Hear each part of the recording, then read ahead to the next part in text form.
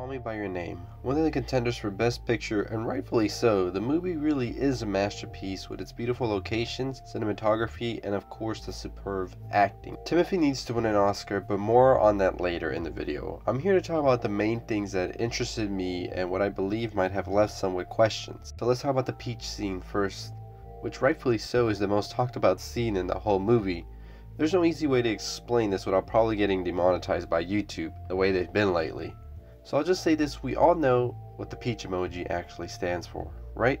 Okay, now that we're on the same boat, it's easier to imagine what the peach means when Elio goes full American Pie on it and Oliver goes to town on it as well after. The peach also really represents this forbidden fruit for Elio, as he has been conflicted throughout the whole movie on his feelings for Oliver, and after that first encounter he still seems to feel pretty lost, and the feelings really could be just guilt or confusion. We don't see Elio really come full circle with his feelings until this scene comes about, as he and Oliver realize that this is all coming to an end soon as well. Okay, so that leaves the peach scene explained, but what about all those flies that we see throughout the movie?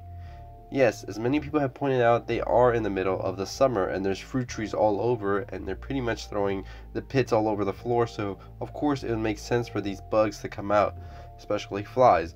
But no, I think that there's more to them than just actually being a natural look for the movie. If you're not the fly expert, then you don't know that flies' lifespans are actually quite short and last a couple of days actually, and this can be translated at how short Elio and Oliver's romance actually lasts, as Oliver heads back home after the summer. Or maybe they were just too lazy to digitally remove all these flies, but I'll stick with my time theory. Okay, last but not least, the ending, one of the most beautiful shots I've seen in quite some time.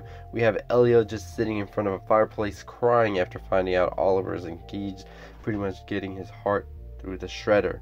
I really dig the fire burning and his family in the background, because Elio feels so much hurt right now, but as we found out earlier in the film, his family will actually support him through anything, which is that warmth the fire is providing, and we all know he will be alright. So overall, I really dug this movie. I thought it was one of the most well done movies of 2017, and it rightfully deserves that Oscar nomination.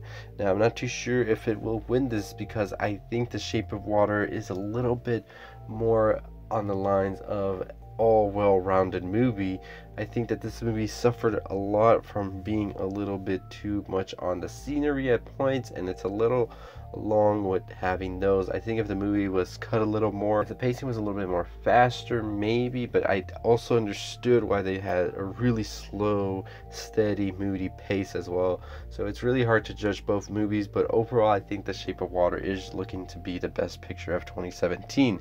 Do you agree or not? Let me know in the comments below. Have you seen this movie? Comment below if you have and let me know what you thought about it.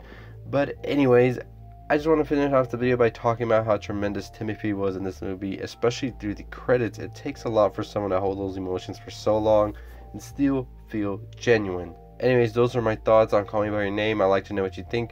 Make sure you comment below and let me know. If you haven't already subscribed, go ahead and do so. Make sure you like this video if you want to see more, and don't forget to like, comment, subscribe. Stay positive.